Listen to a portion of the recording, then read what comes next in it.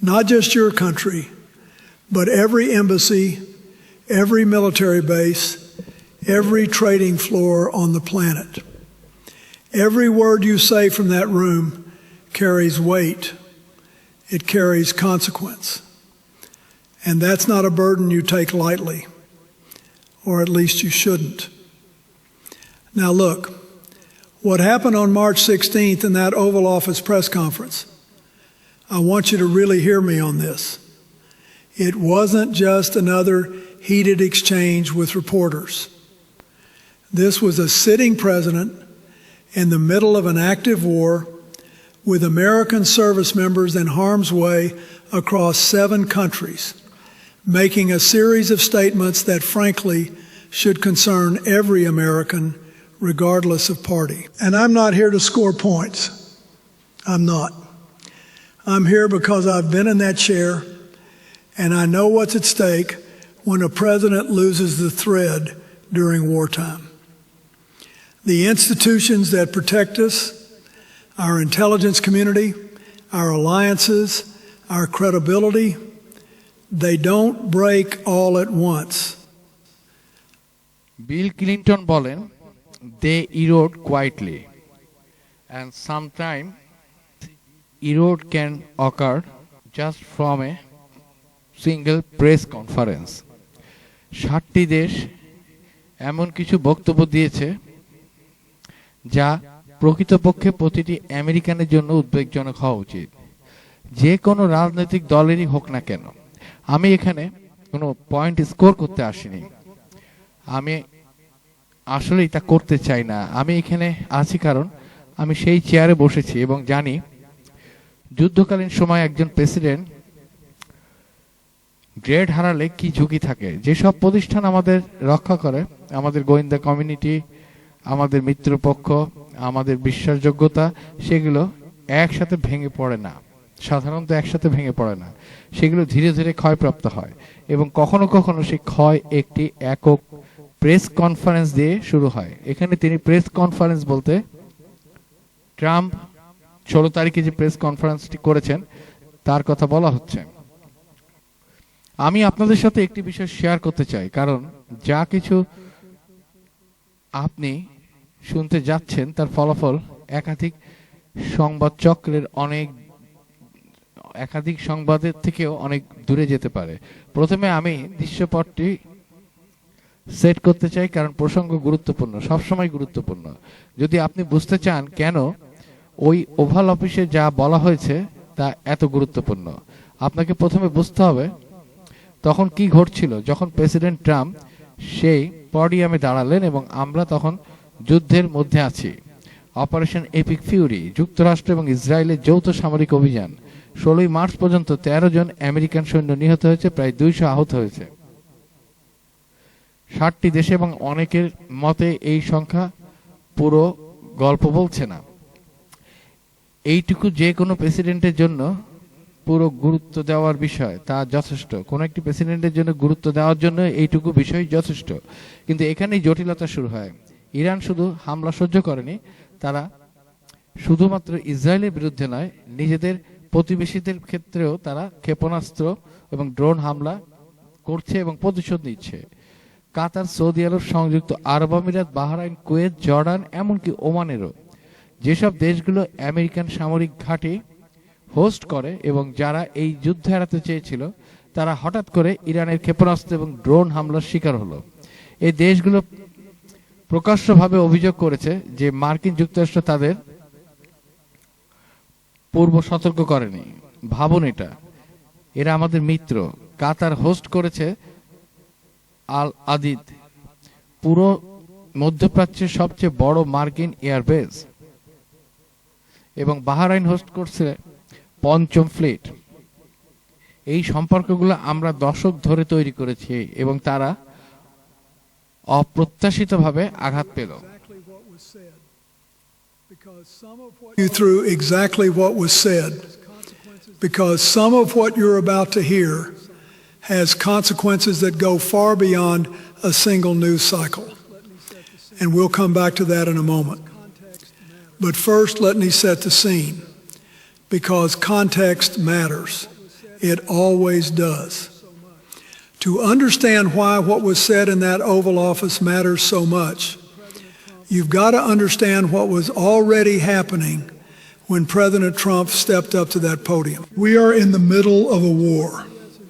Operation Epic Fury, the joint U.S.-Israeli military campaign against Iran, began on February 28th. Now, as of March 16th, 13 American service members have been killed. Approximately 200 have been wounded across 7 countries. And the numbers, by many accounts, may not be telling the full story.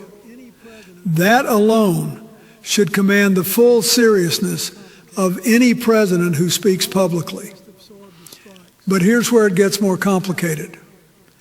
Iran didn't just absorb the strikes. It retaliated, not only against Israel, but against its own neighbors.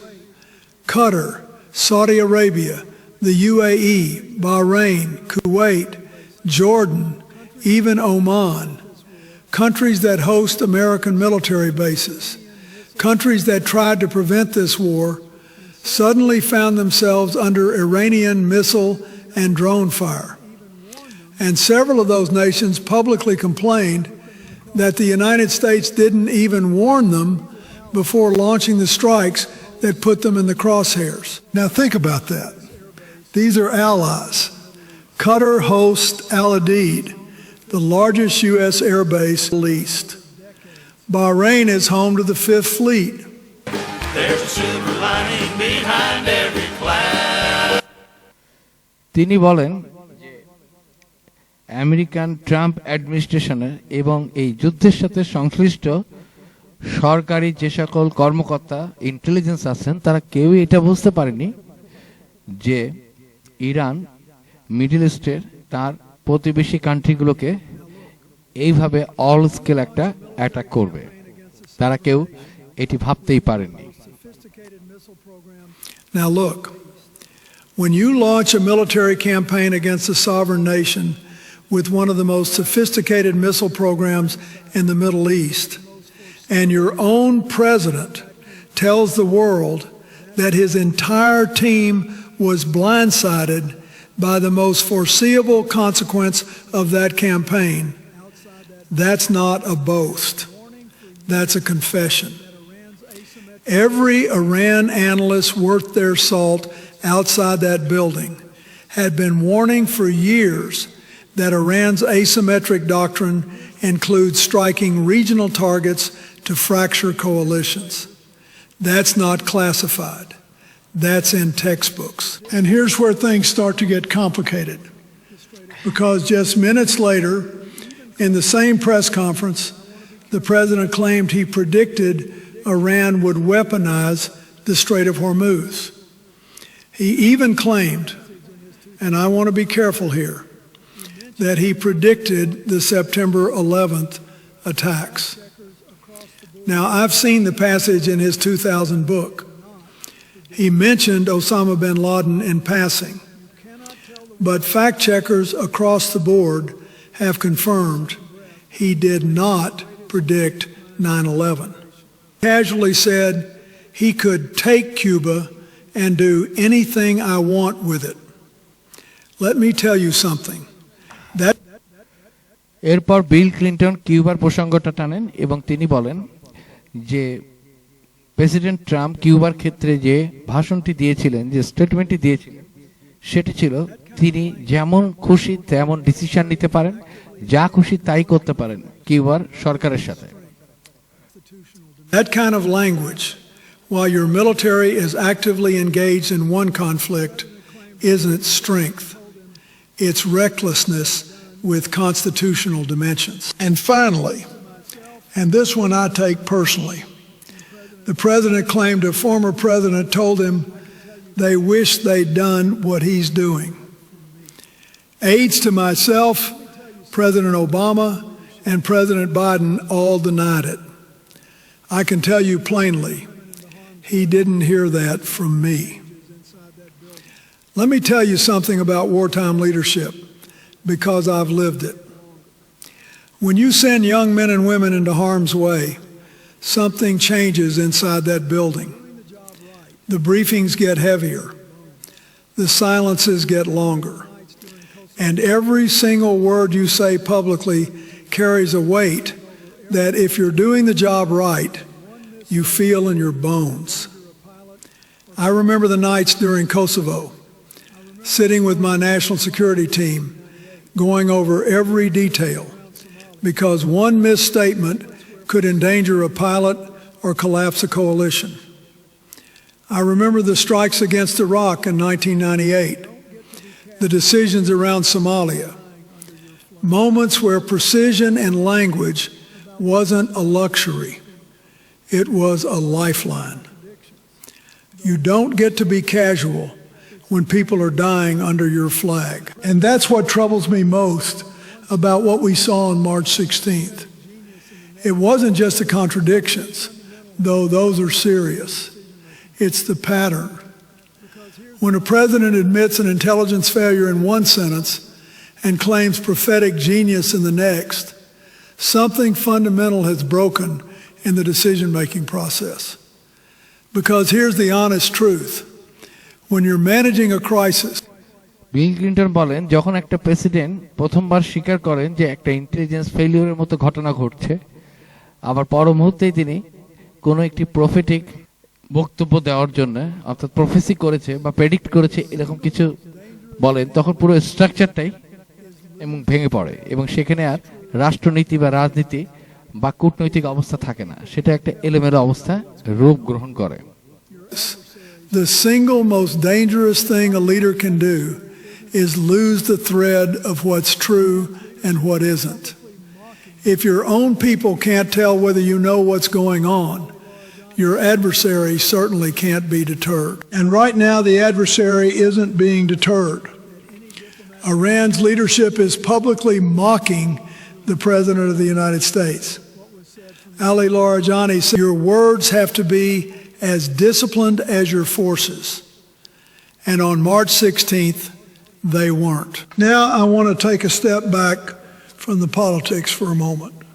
Because Clinton বলেন যে একজন প্রেসিডেন্টের বক্তব্য হওয়া উচিত marginal এবং তার ফোর্সের মতোই সুশৃঙ্খল এবং টু দ্য পয়েন্টে। যদি সেটা না হয় তাহলে তখন যুদ্ধের মতো এরকম একটি জিনিসের মধ্যে প্রবেশ করার পরে যদি প্রেসিডেন্টের বক্তব্য এলোমেলো হয়, অপ্রাসঙ্গিক হয় এবং যা তার নিজের যুদ্ধকে ক্ষতিগ্রস্ত করতে পারে বা যারা এই যুদ্ধে অংশগ্রহণ করছে তাদের জীবন হানির সম্ভাবনা থাকে, তখন সেটি একটা বিশৃঙ্খলা এবং একটি অরাজকতার দিকে নিয়ে যায়।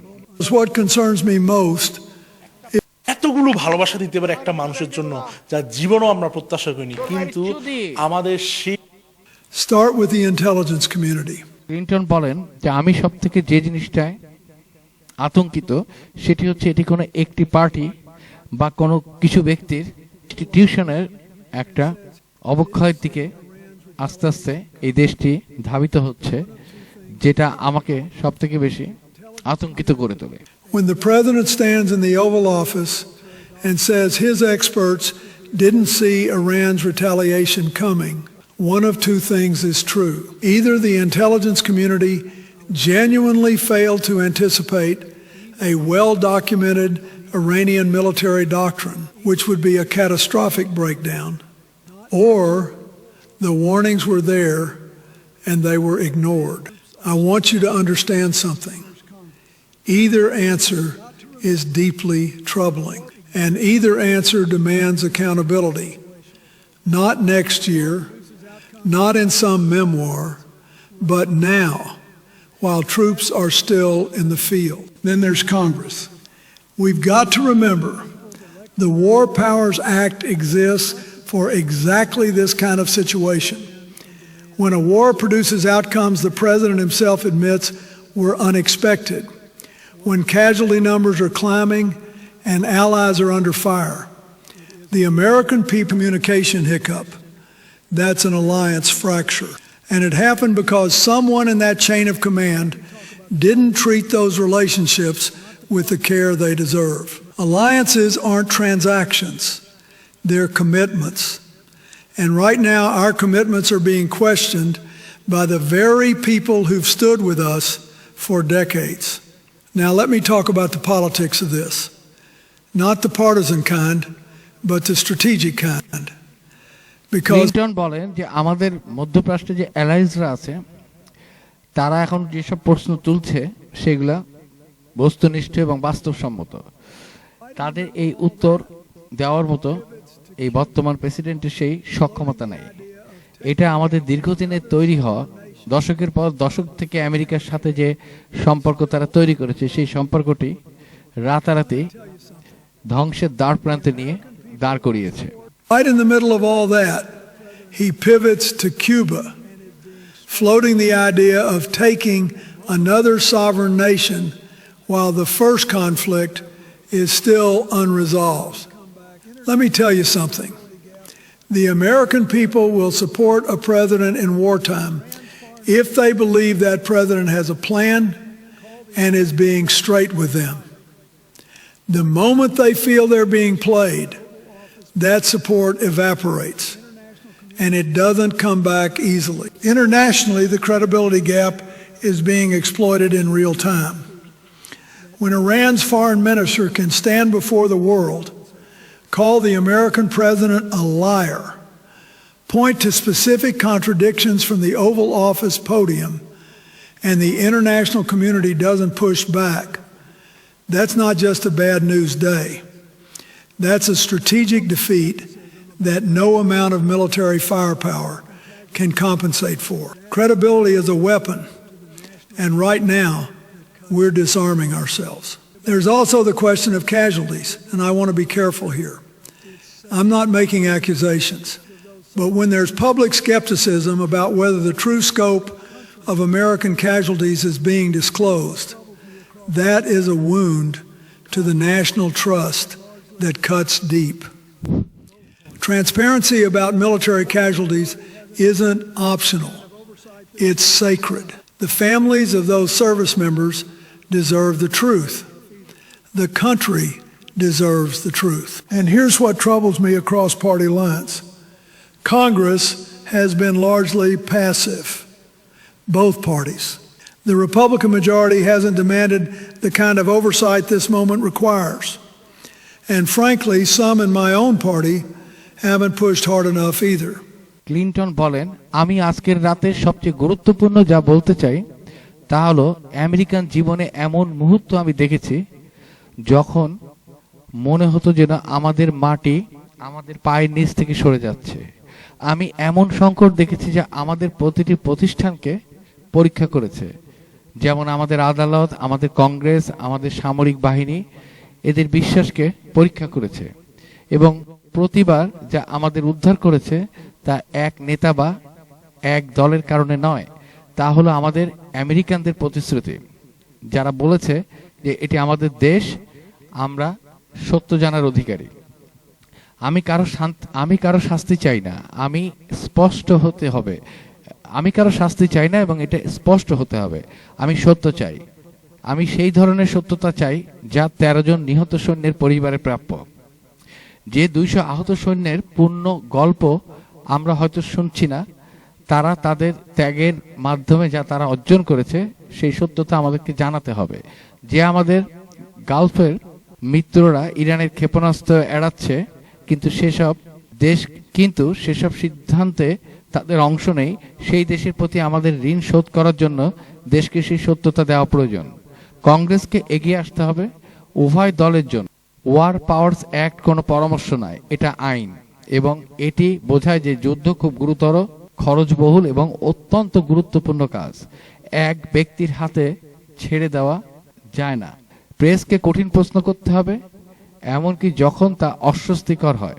নাগরিকদের আপনাকে এবং আমাকে সক্রিয় থাকতে হবে, তথ্য জানতে হবে এবং সবাইকে তা জানাতে হবে দায়িত্ব নিয়ে। কেবল বিপরীত পক্ষ নয়, সবাইকে সত্যি কথাগুলো জানতে হবে। আমেরিকাকে এটি পার করার শক্তি আছে। আমেরিকার এটি পার করার শক্তি আছে। আমরা সব সময় করেছি।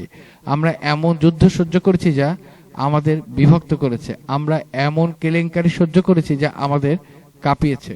এমন মুহূর্ত সহ্য করেছি যখন মনে হয়েছে কেন্দ্র ধরে নড়বড়ে হয়ে গিয়েছে। কিন্তু আমরা সেসব মুহূর্ত পার করেছি কারণ যথেষ্ট মানুষ যথেষ্ট স্থানে সিদ্ধান্ত নিয়েছে যে সত্য গুরুত্বপূর্ণ সেটিকে অবলম্বন করে, শুধুমাত্র জিতে যাওয়ার জন্য নয়। শক্তি যদি সত্যতার সাথে না আসে তার শক্তি নয়, এটি কেবল শব্দ মাত্র। এবং বিশ্বের কাছে এই পার্থক্যটি আজকে স্পষ্ট হয়ে যাচ্ছে, আমেরিকান জনগণের কাছেও। আমি এখনো বিশ্বাস করি, আমি বিশ্বাস করতে চাই যে আমরা এই অবস্থা থেকে বের হয়ে আসতে পারবো। Better to say this is our country and we deserve the truth. I'm not asking for anyone's head. I want to be clear about that. I'm asking for the truth. I'm asking for the kind of honesty that the families of those 13 fallen service members deserve. The kind of honesty that the 200 wounded soldiers whose full stories we may not even be hearing have earned with their sacrifice. The kind of honesty that our allies in the Gulf, who are dodging Iranian missiles right now because of decisions they had no part in making, are owed by the nation they trusted. Congress has to step up. I mean that for both parties. The War Powers Act isn't a suggestion, it's the law.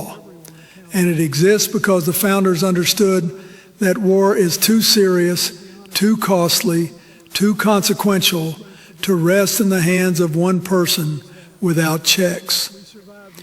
The press has to keep asking hard questions, even when it's uncomfortable. And citizens, you and me, we have to stay engaged, stay informed, and hold everyone accountable. Not just the other side, everyone.